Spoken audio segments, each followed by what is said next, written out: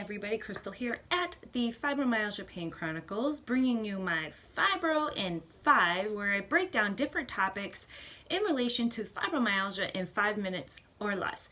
Today, episode 4, I am talking about the common symptoms of fibromyalgia. Now, there's a lot of people out there that will tell you there's like 100 plus or 200 plus symptoms of fibromyalgia. That's actually not true. There's a specific set of symptoms of fibromyalgia, but what happens is fibromyalgia often leads to us developing other medical conditions, and then we have to contend with the symptoms of all those medical conditions, and at the end of the day, it seems like we are dealing with a multitude of symptoms, but it's from a variety of different medical conditions that we develop as a result of having fibromyalgia. Now, today's Fibro in 5 is just going to focus on the symptoms that are particular to fibromyalgia, and I will be doing a secondary video in this series about the most common top 10 secondary medical conditions that people with fibromyalgia often develop. Now, with fibromyalgia, one of the main symptoms that is often talked about and discussed a lot is widespread chronic pain. But with fibromyalgia, that widespread chronic pain occurs in all 4 quadrants of the body. Another symptom that people with fibromyalgia experience is sleep problems, whether it's having difficulty falling asleep, staying asleep, waking up due to pain, and waking up unrefreshed. And then we also experience fatigue and insomnia as symptoms as well.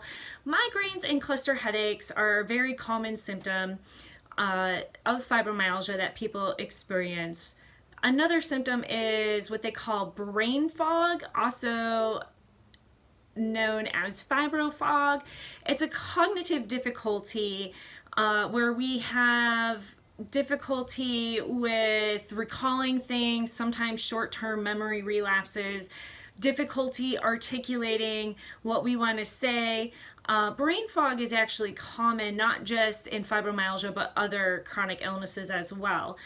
The other thing is we experience muscle stiffness, muscle knots, muscle spasms, and twitches, and this is technically called muscular rheumatism, and this is a symptom of fibromyalgia. And the muscle stiffness, knots, spasms, it can happen anywhere and everywhere throughout the body. Another thing that is a common symptom amongst people with fibromyalgia is sensitivity or hypersensitivity. So we'll be especially sensitive to medications, which that's part of the reason why it's so difficult to treat fibromyalgia with prescription medication. But we can also tend to be sensitive to foods, odors, lights, sounds, and that's why a lot of times it's very difficult for us to be like in a very crowded restaurant, because we're hypersensitive and we're being bombarded all of our senses with the lights, the noise, the smells, and the foods. And so that can be very overwhelming for us. A lot of people with fibromyalgia, another common symptom is abdominal pain, bloating, nausea. A lot of times this develops into IBS, also known as irritable bowel syndrome, which becomes a secondary medical condition of fibro. I'll talk about in another video. And another common symptom of fibromyalgia is dizziness. And we can also experience things like tachycardia and arrhythmia as well with our heart.